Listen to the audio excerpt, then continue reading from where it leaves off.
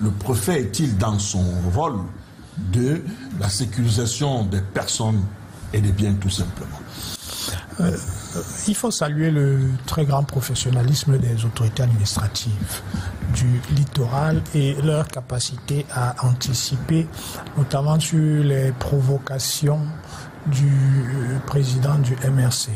Je voudrais rappeler ici que le président du MRC est dans une logique insurrectionnelle parce qu'il sait qu'il ne remportera pas l'élection présidentielle à venir. Il le sait pertinemment et son entreprise, qu'il a commencé depuis plusieurs mois, a consisté premièrement à s'en prendre aux organes en charge des élections. Ça a été le Conseil constitutionnel qu'il a essayé de décrédibiliser, ça a été l'ECAM, ça a été la liste électorale. Après ça, il est monté d'un cran en prenant à témoin l'opinion publique et en disant que le Cameroun serait certainement mis à feu et à sac et que ce sont les survivants qui resteront le reconstruire.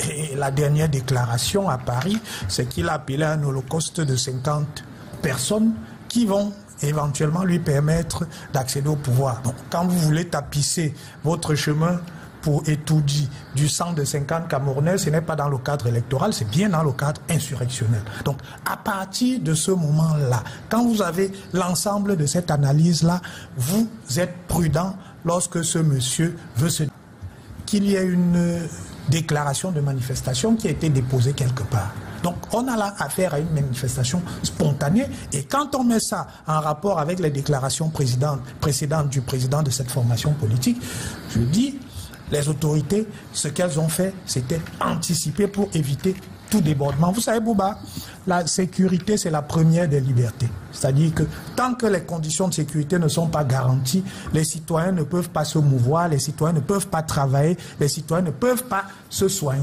Aucune activité n'est possible sans sécurité.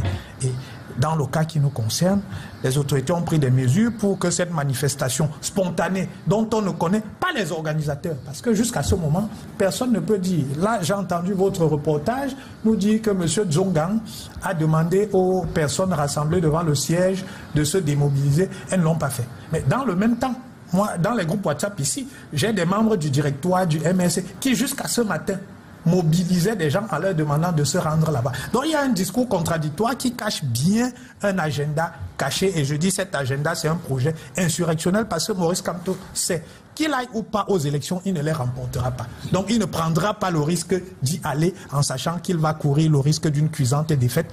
Maurice Kamto se prépare à appeler ses militants à prendre la rue. C'était un galop d'essai qu'il a voulu essayer.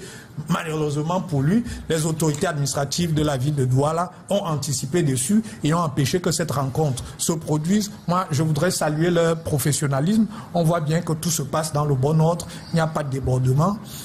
Il faut encadrer de manière systématique les déplacements de ce leader de M. 50 morts parce que ce monsieur veut verser le sang des Camerounais et le gouvernement est responsable de la sécurité de tous les Camerounais. Nous ne voulons pas que le sang d'un seul Camerounais coule dans le cadre de ce processus électoral. Donc, tous les actes qu'il posera désormais devraient être sérieusement encadrés comme ça a été le cas ici, notamment lorsque ces actes ne sont pas faits en collaboration avec les administrations concernées, ce qui correspond à la situation d'aujourd'hui. Alors, je rappelle que